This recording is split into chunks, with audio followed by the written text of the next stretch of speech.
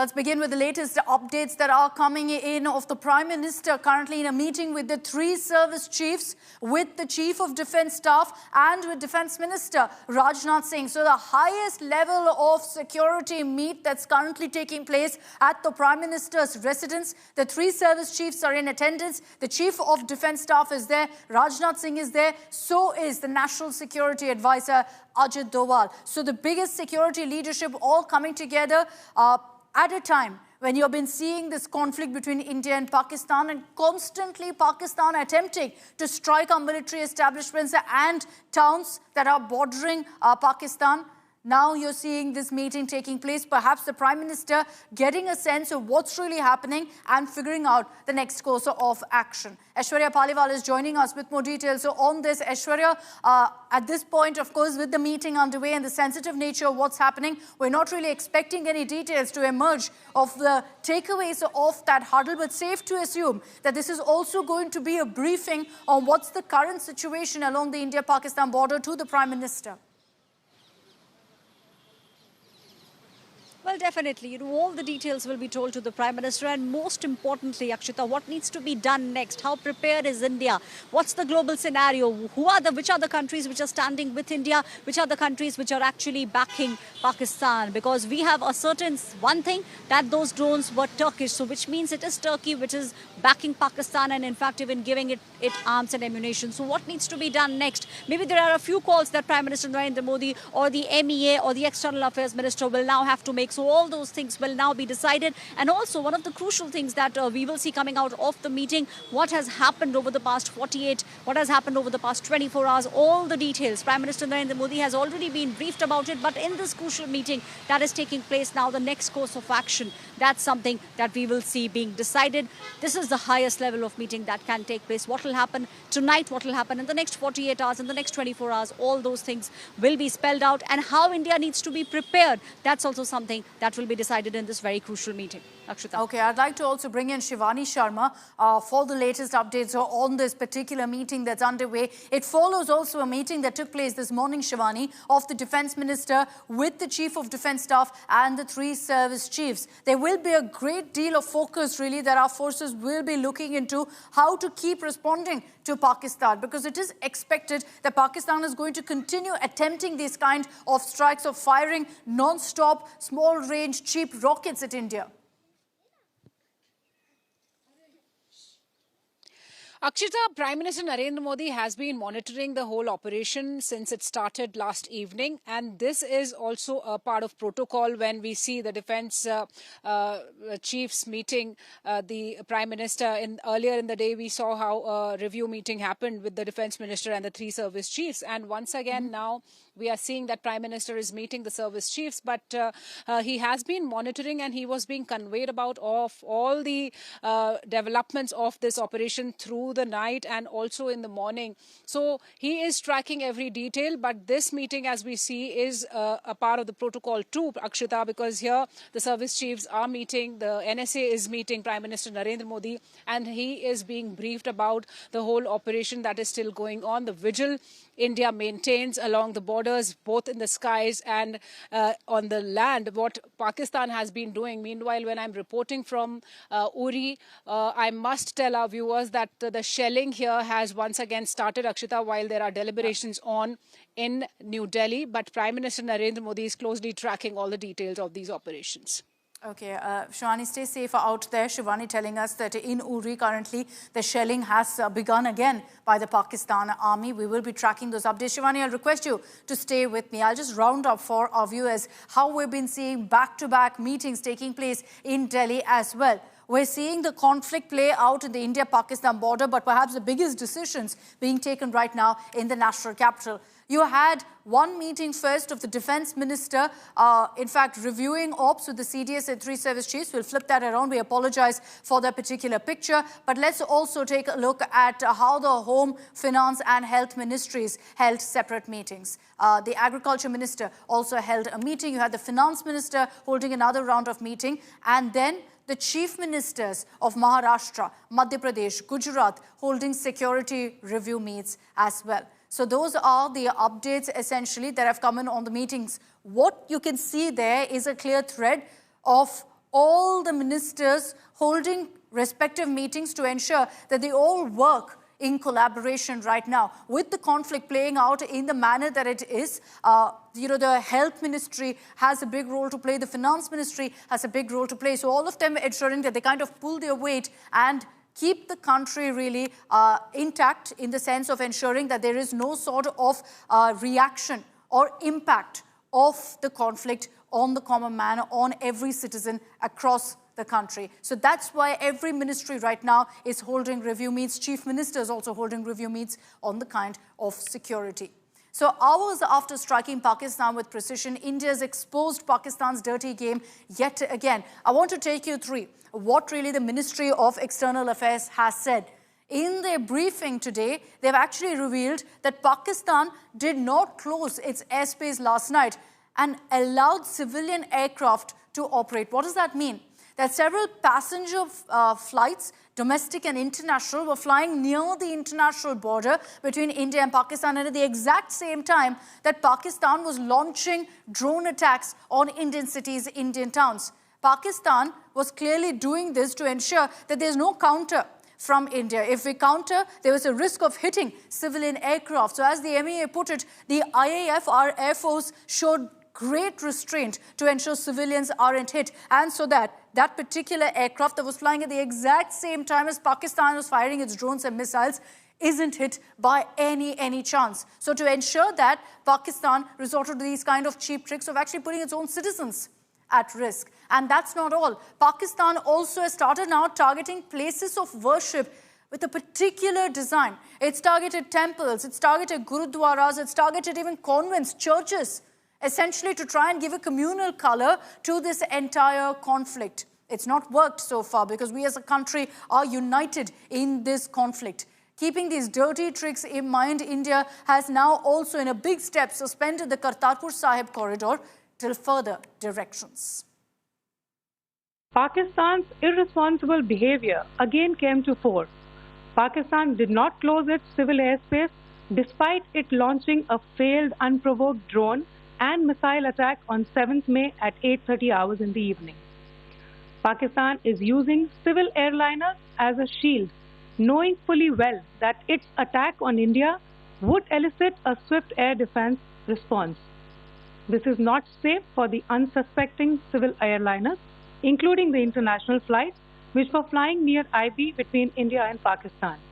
As you have seen, the airspace on the Indian side is absolutely devoid of civil air traffic due to our declared closure.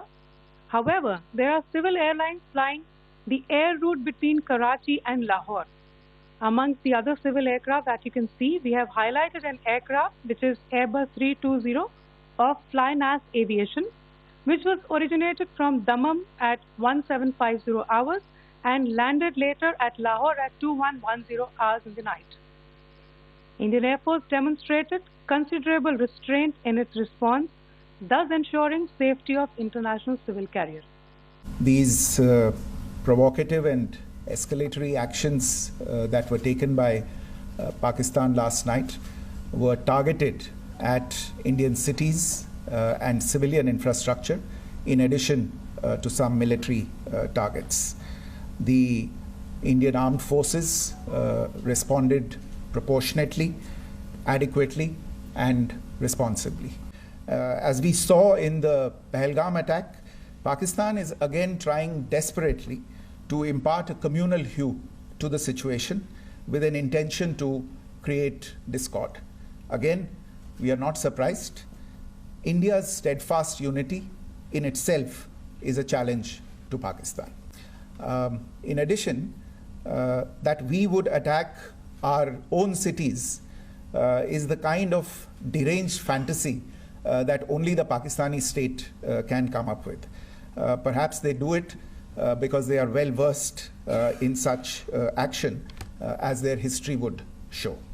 The Gurdwara in Poonch in particular was attacked by Pakistan, and some local members of the Sikh community, including a Ragi of the Gurdwara, lost their lives in this incident, as I shared yesterday.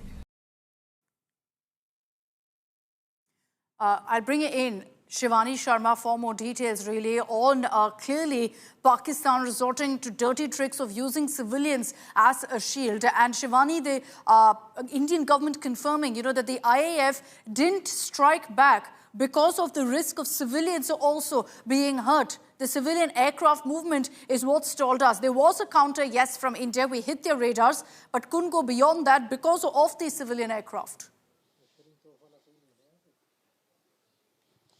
Certainly, Akshita, Pakistan has not only put its own airliners, but the international airliners at risk by not closing the airspace, because it knew that there will be retaliatory action after it will be attacking India with those swarm drones, or around 400 to 500 drones. And it deliberately did not do so because it now wanted to use these airliners as a shield for itself, because it knows India will not be attacking the innocent people who were flying on these aircraft. So this is once again a very dirty trick that Pakistan has played and has been exposed ever and ever again each time, Akshita. And India has shown restraint in this whole operation by not attacking this region because of these airliners that were flying close to the international border in Pakistan's airspace. And we've already closed our operations, keeping in mind the safety of people and airliners, not only national but international. So this is yet again a dirty trick that has been played by Pakistan. We've ensured civilians are safe. We're not playing with their lives, which is why we've closed off most of the airports along North and West India, fearing that there could be a strike by Pakistan. They're not about it. They continue to target civilians brazenly, not just Indians, but clearly willing to put their own at risk as well. Shivani getting us those details. I just want to also focus on another aspect of the briefing, which is that you had Wing Commander Vyomika Singh, Colonel Sophia Qureshi, highlighting the kind of drones that were used by Pakistan. 300 to 400 Turkish drones were used by Pakistan to target India in the night of Thursday and Friday. All of these drones, of course, were brought down using kinetic and non-kinetic means. Wing Commander Vyomika Singh also highlighted how Pakistan didn't close off its airspace, which we've spoken about, and also about how Pakistan was resorting to firing of heavy caliber weapons along the LOC. On the intervening night of 8th-9th May 2025, Pakistan military carried out multiple violations of Indian airspace along the entire western border with an intent to target military infrastructure. Pakistan military also resorted to firing of heavy caliber weapons along the line of control. Along the international border and line of control, drone intrusions were attempted from Leh to Sar Creek at 36 locations with approximately 300 to 400 drones. Indian Armed Forces brought down a number of these drones using kinetic and non-kinetic means. The possible purpose of these large-scale aerial intrusions were to test the AD systems and gather intelligence. Forensic examination of the drone debris is being undertaken. Preliminary reports suggest them to be of Aziz Guard Songa drone of Turkey. The other point in the same vein is Pakistani claims that they did not target or attack any religious places. You would recall that yesterday I shared with you an incident related to the attack on a Gurdwara in Poonch. Instead of owning up to these attacks, Pakistan made the preposterous and outrageous claim that it was the Indian Armed Forces and the Indian Air Force that was targeting cities like Amritsar and trying to put the blame on Pakistan. This is nothing but a desperate attempt by Pakistan to disown its acts of aggression, but it is also true to type in its effort to deceive and mislead the world. It will not succeed. Okay, let's get you a quick update that's coming in right now of the Prime Minister having met a group of armed forces veterans today. This happened earlier today when the Prime Minister had an extensive interaction with veterans on various issues of the current situation. So who was a part of this meeting? We understand that former Air Force chiefs, former Army chiefs, former Navy chiefs, other veterans who've extensively served the country All of them were a part of this huddle. I'll bring in Shivani for more on that. Important really, Shivani, to highlight this particular development. Perhaps the Prime Minister also picking their brains. These are veterans who've served in the country for decades together. Their experience also will help India in this conflict. Akshita, veterans indeed are, they have great experience, and when the country is undertaking such an unprecedented kind of operation, it's important to know about what they think, and it's important to keep them into confidence, because Prime Minister has been keeping into confidence everybody, the political parties, the veterans here he met today. The chiefs have already been meeting and briefing Prime Minister. And as we see that Prime Minister is meeting the former chiefs of the services, this means that he's taking certain guidance from them. He's also briefing them about what's happening, giving an assurance to them, and also taking their responses and feedback on what can be done further in this kind of a situation. So this is important, and an important development out there, Akshita, when country is in such a situation, when it is hitting back every misadventure of Pakistan, exposing its dirty tricks, not only the military tricks by Pakistan, but on the other front, the fake diplomacy it has been bringing out, and the fake narrative it has been setting. So it's important to keep everybody in confidence, to seek their guidance, because veterans have led the country, the nation, the forces for decades. And at this juncture, their guidance is also important. And that's why Prime Minister Narendra Modi has met these former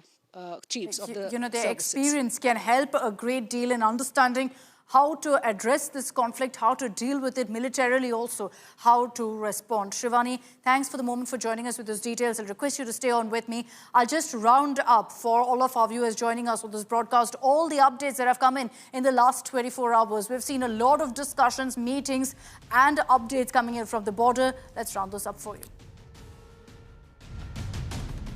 Hours after India thwarted a wave of drone and missile attacks by Pakistan targeting military installations, Defence Minister Rajnath Singh met the Chief of Defence Staff, General Anil Chauhan, and the 3 service chiefs in Delhi.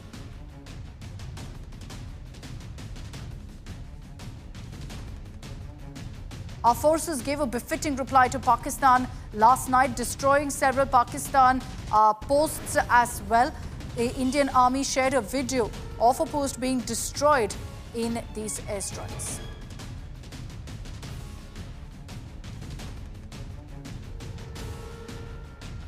Amid the escalating tensions, BSF foiled a major infiltration bid. This is in Jammu and Kashmir, Samba. At least 7 terrorists were neutralized. These terrorists were affiliated with the Pakistan-based terror group Jaish-e-Mohammed, were likely attempting to exploit the volatile situation to infiltrate into India.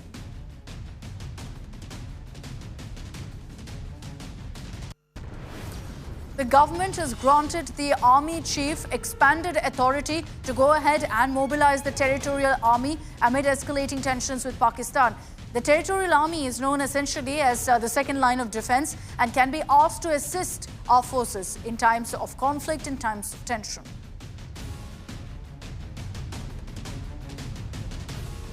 Political tensions between India and Pakistan has compelled the richest cricket board, BCCI, to put brakes on cricket's richest league, IPL, for a week. JioStar, the official broadcaster of the IPL, has also expressed full support to the BCCI.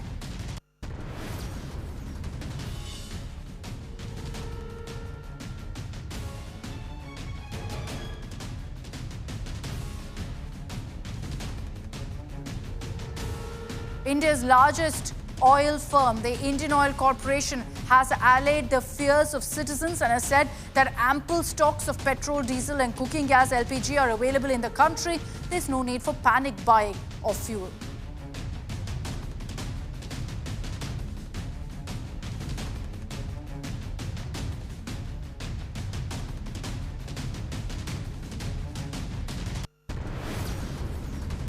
Amid growing concerns over the potential threat of cyber attacks, Finance Minister Nirmala Sitharaman chaired a review meet to assess the cyber security preparedness of India's banks and financial institutions.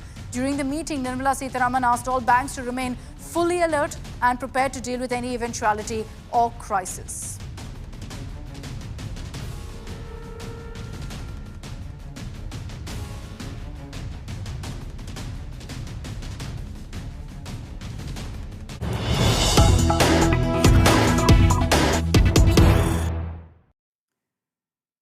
Okay, let's get you also an update that's coming in from the border of heavy shelling that's been reported in Uri. Again, the Pakistan army resorting to violating the ceasefire. And now news coming in that shelling also being reported in Poonch. Poonch and Uri have been the worst affected with the ceasefire violations in the last many weeks, with the Pakistan army since the Pahalgam terror attack targeting civilian settlements, villages of Poonch and Uri, as a result of which, unfortunately, we've seen civilian casualty counts going above 15 in just these two villages in Poonch as well as in Uri. Shelling again kicking off as the sun comes down. This, unfortunately, has become a habit of the Pakistan army to constantly fire at villages in Poonch and in Uri. Easy targets for them. And so what we've also done right now is a precautionary measure, looking at how things are escalating.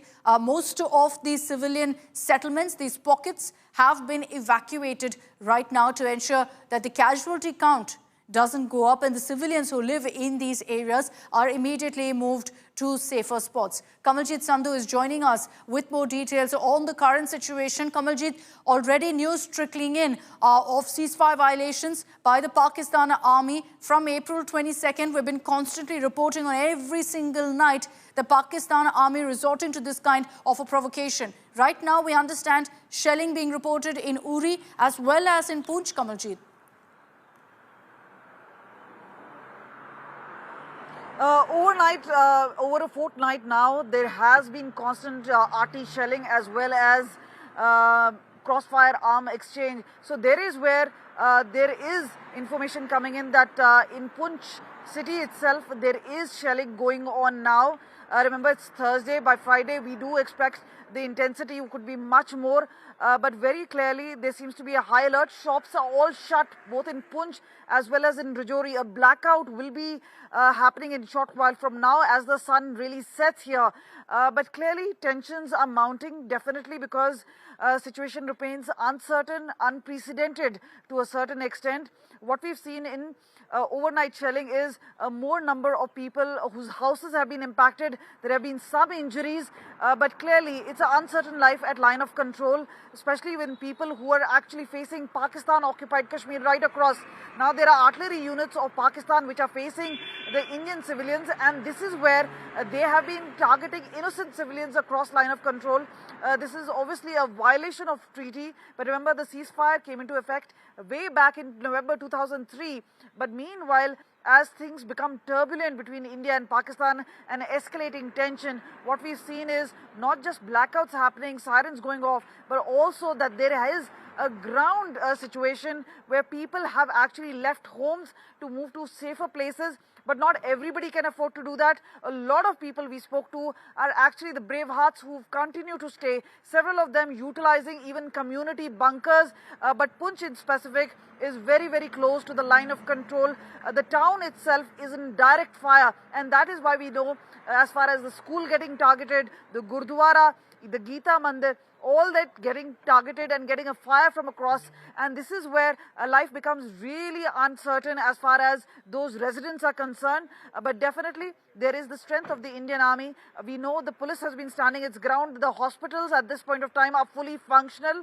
But clearly, as far as Pakistan's nefarious designs are concerned, we know there is a constant effort, especially when they fire artillery shells on innocent civilians.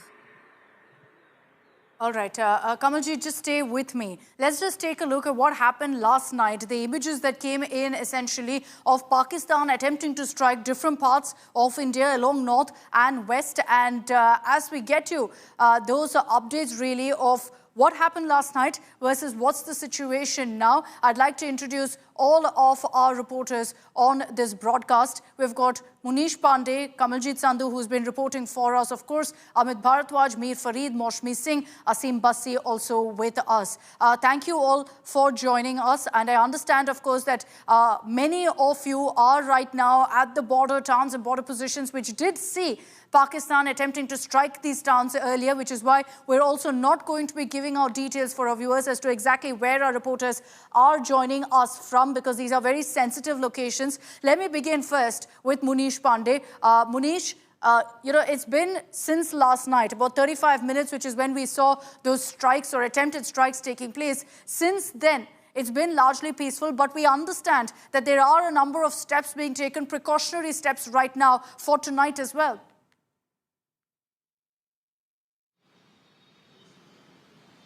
Absolutely, Akshita, and what the administration and the armed forces have witnessed from last 2 days, they expect that Pakistan will do the same, what they are doing in the Rajouri area today. So, number of steps have been taken. The blackout has been called in most of the areas at India-Pakistan border.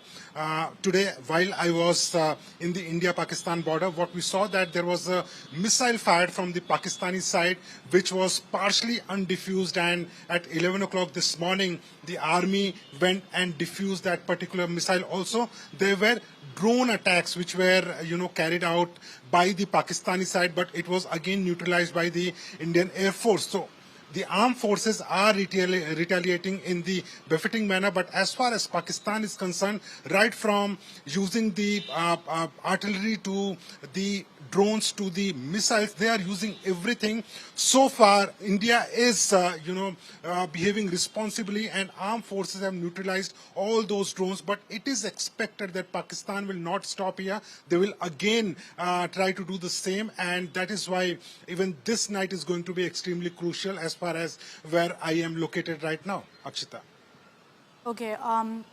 I'll bring in now Amit Bharadwaj also for updates really on the current situation where you are, Amit. These are border states essentially that our reporters are getting us the latest updates from. And while we're reporting on shelling being reported in border districts, I did see your report earlier where you spoke to some of the locals who've been very badly affected as a result of the shelling. We understand most of these areas now have been evacuated.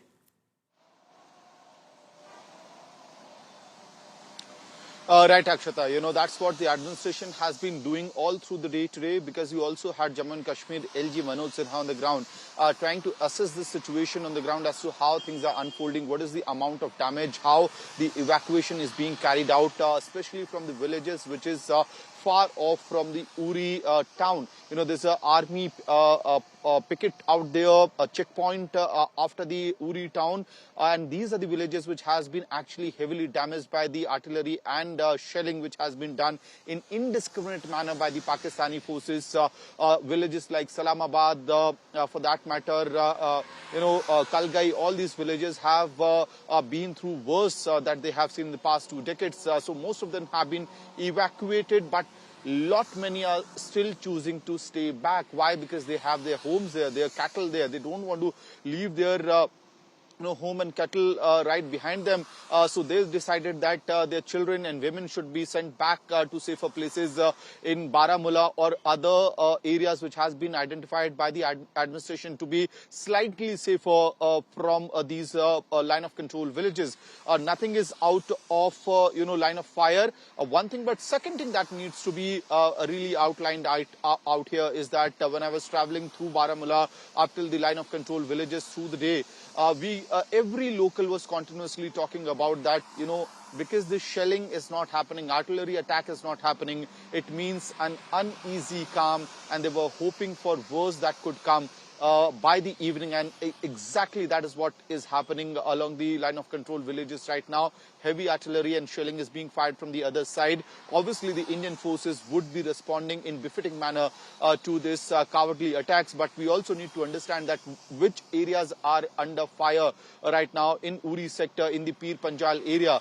These are areas where villages have been living, civilian infrastructure is in place, but also hydro projects of India are located, military bases are located. So in a very strategic manner, Pakistan is not only attacking our innocent civilians who have not seen this kind of artillery or shelling for the past 2 decades, but they are also trying, at least there's an attempt to reach our establishments, which so far our forces have been unsuccessful so far. And a step towards that, which has also greatly helped, is that air defense system we have, but also keeping in mind the basic precautionary measures. Amir Farid is joining us live from Jammu and Kashmir. We're not giving specific locations. Let me reiterate that. We're not giving specific locations of where our reporters are because of the sensitive times that we're living in of this conflict right now. So Amir, across Jammu and Kashmir right now, there is a state of high alert. Authorities leaving nothing to chance. So even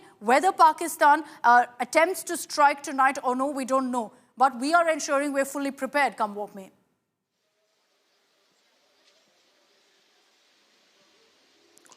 Well, Akshita, it's becoming a trend, and it seems that's going to be another long, frightful night for the border residents and for everyone, in fact, in Jammu and Kashmir, especially because as the trend is, last few days, we've seen days peaceful, but as the evening descends, as darkness descends, the gunfire starts. Now, Uri, the firing has started. We've been told that it's heavy arty firing that has started. Sirens have gone off for the locals to run to safety.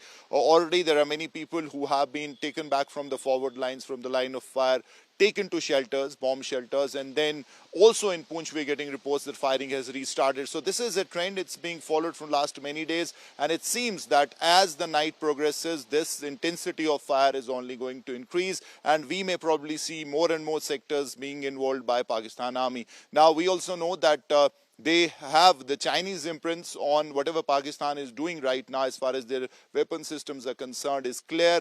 If it was J-10 in the aerial fight or the dog fight, the missiles, long-range missiles of China, you have the BH-15 artillery guns that Pakistan acquired in 2019 from China. They have a 53-kilometer range with the precision ammunition. So that is something that is getting clear, which each passing day, when you see the Pakistani response or their weapon systems, it clearly has a Chinese footprint all along. And in this case also, the kind of artillery and the kind of range Pakistan is showing in this firing, it definitely is Chinese weapons that have come in, and heavy artillery that is firing long range to areas like Chokibal, which have not been hit in Kupwara, which is again quite deep into the Indian area as far as LOC is concerned. So that is also something that is happening, but I can tell you the Indian Army is retaliating in equal measure, and in Poonch and in Uri also the Indian Army guns, the artillery is firing and ensuring that fitting reply is given. But it is another long night, it seems, and probably as the night goes deeper, we'll see more intensity and more firing as far as line of control areas is concerned from Pakistani side. But okay, India let's talk is about ready, what's and as really far as happening other in parts measures are of concerned, Pakistan, and I'd like to put the focus essentially on the strikes that happened last night. Let's change up the visuals so on our screens to what happened last night and the Pakistan strikes. Let's get in also on this broadcast Maushmi Singh, who's joining us live right now from one of the border areas of Punjab, which also saw these Pakistan strikes last night, Maushmi. So get us a sense really of what's happened in Punjab. We know that several of the schools, colleges have been shut down. Airports have also been shut down because the message is very clear. We don't want any civilians to be hurt in these conflicts. Right, Akshita. From Leh to Sir Creek, almost 36 locations, more than 300, 400 drones being used by Pakistan, of course decimated by India a day earlier. Now in the villages on the bordering areas of the international border, there is a calm prevailing. There is a sense of inevitability. The villagers sense that perhaps imminent war is on the cards, and as much as they love their cattle, their field, their family, they are not leaving these villages, and they are prepared for any eventuality. I have seen through the day crisscrossing across several villages, and I have seen a very strong resolve of steel. They are battle hardened. Yeah. They've seen some wars and conflicts that have happened being very close to the border, and I've seen that ex-military personnel training young children about how to react when there is a splinter bomb, if there is a blast. So, you know, this is going to to be a long night for them, and shortly, within 2 hours, there's going to be a blackout. And let me tell you, villagers have cut off street lights. They have inverters, but they don't use it, and they are in tandem working together with the security forces here. Amazing to see. And, that's the resolve, essentially, of the locals also, who are standing shoulder to shoulder with our forces, helping in every way they can, cooperating also with all of the orders that are being issued. Asim Bassi is also joining us live from Punjab right now. And, Asim, right now, the administration, of course, has taken all of these precautionary steps to ensure nobody is in harm's way. You've been reporting constantly also on how there's been debris that's been found in the aftermath of these strikes by Pakistan last night. Yeah, today also we reported that how one of the missiles which was shot down the day before the misadventure of Pakistan, that missile was diffused, and you heard the explosion, the kind of explosion that came up. I'm in a border district, and here only the administration has geared up, and they have already announced that there will not be any mock drill, just sirens will blow and the blackout will happen anytime. So the people have told to be prepared and not turn on their lights. I was in the border entire day also. In village Mahawar, the people were very, very upbeat. They say, we have seen the wars of 1971, 1965, and we have seen that Pakistan has always taken the beating. And this time also, they say that they will not leave their villages, they will not leave anything behind, but they will fight along with the Indian troops to take on the enemy nation. Okay, Asim, thanks for that update. Finally, I'll just get in a quick update from Kamaljit, who's joining us live from one of the border areas in Jammu and Kashmir. Kamaljit, we're already getting in troubling reports of shelling by the Pakistan Army in Uri and in Poonch. And these areas have been particularly vulnerable also because of how close they are to the border. And the Pakistan Army isn't targeting, the forward posts. They are targeting directly these villages. Well, absolutely. The next 24 to 48 hours could be extremely crucial. The sort of intelligence which has been coming in, there is a sense that there could be an imminent strike, because remember, the spy drones were sent in earlier. There were swarm drones which were dealt with very, very effectively. But yes, Pakistan does hold a surprise card. There is a preparation, and that is why all those mock drills, closing down of airports in North India, to ensure that the systems are in place and they work in tandem with each other. The proximity of obviously those staying in line of control, those across international border, those are areas which have in the past, as Asim was telling about 1971. So they have seen skirmishes happening. They have seen and borne the brunt of shelling earlier. But November 2003, as I mentioned earlier, was a benchmark, because that's the time there was a ceasefire agreement between India and Pakistan. But that now totally stands in tatters, because remember, there's a constant threat coming in from Pakistan. And one thing is definitely there. They're not just targeting the military installations. What they're going after is also the innocent civilians. And that is why what we saw is huge number of casualty. At least 14 people died in Poonch. There was injuries as well as deaths even in Uri.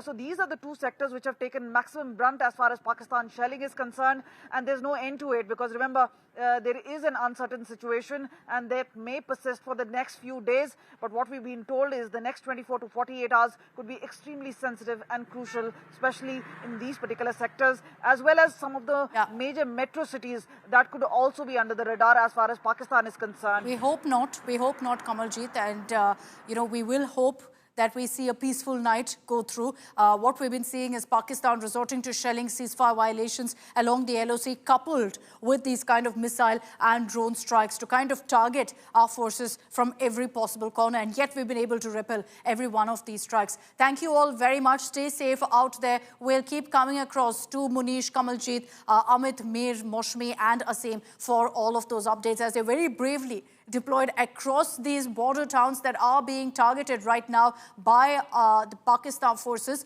We'll see really what happens tonight. Like I said, we hope that things remain peaceful tonight across these border towns. Of course, all of that relies on how Pakistan chooses to respond, and whether they will resort to, again, attempting to strike civilian areas and military establishments, cutting across Jammu and Kashmir, Punjab, Rajasthan and Gujarat.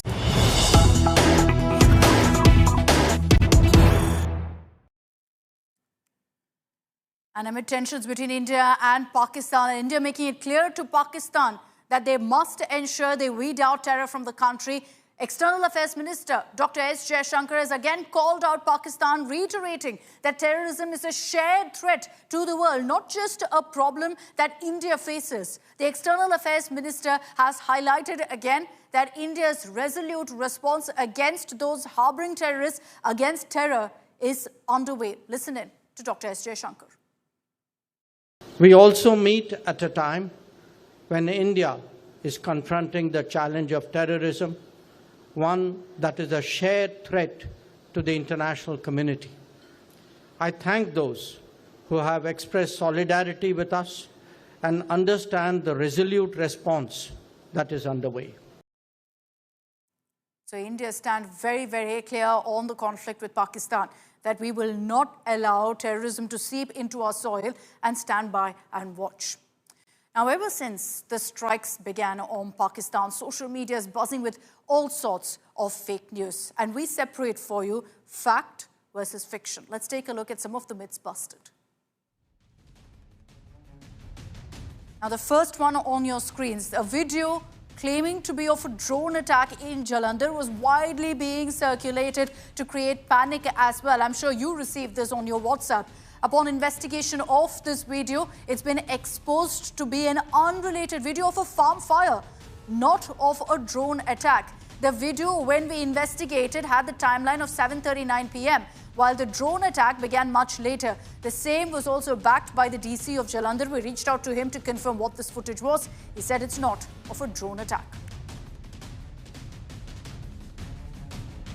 Let's get to our next fact check. The claim is that this footage is of an Indian post that was destroyed by the Pakistani army. It's a completely fake video. This video was shared and amplified by a number of fake, unverified accounts. It probably was propagandist material also.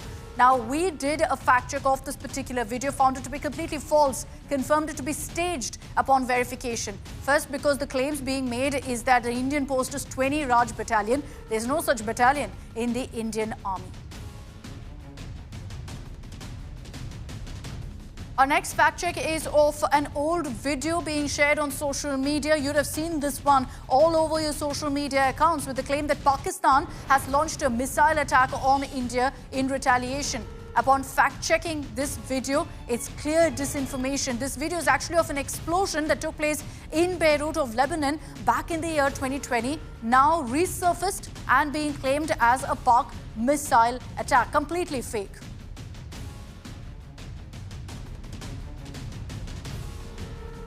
Fact check 4 on your screens claims that there was a Fidaiin attack on an army brigade in Rajouri of Jammu and Kashmir. Widely shared, widely circulated. This went viral on social media. We did a fact check and this has been confirmed by the government too, that there's been no such Fidaiin or suicide attack that occurred on any army cantonment.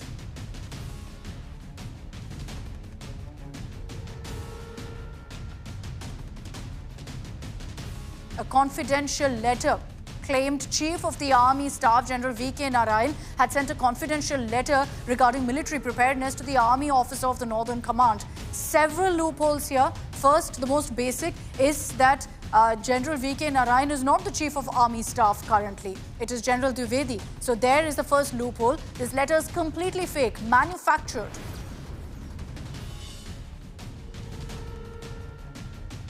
Then you had this social media post notoriously claiming that the Indian military used the Ambala Air Base to attack Amritsar, its own citizens.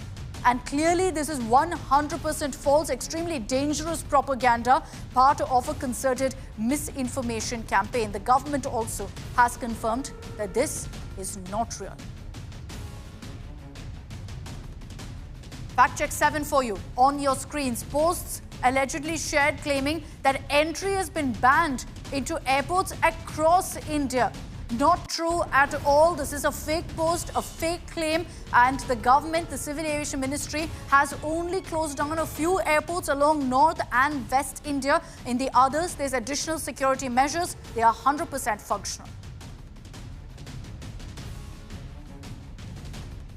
Our next fact check there's an image. You'd have seen this one. Videos and images of multiple explosions. And they claimed that this is at the Jammu Air Force Base.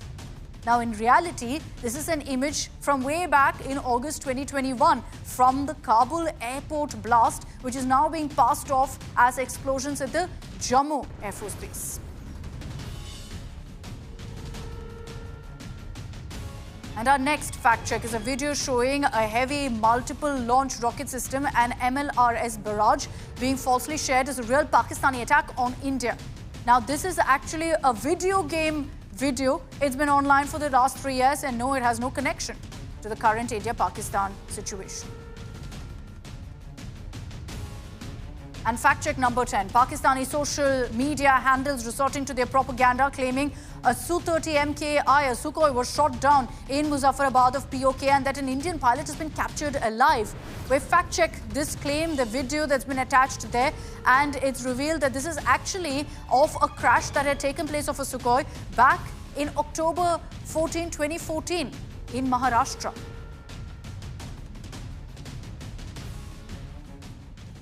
Important to highlight that in the fog of war, there are all sorts of claims, counterclaims being made. Do not fall for propaganda. And here on India Today, you can count on us to give you accurate, verified information.